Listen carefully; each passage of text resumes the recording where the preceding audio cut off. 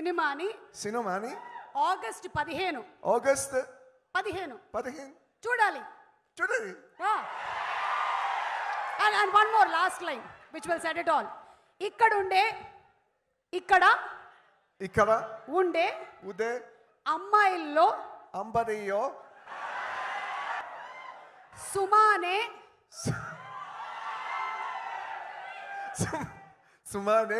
అందంగా ఉంది.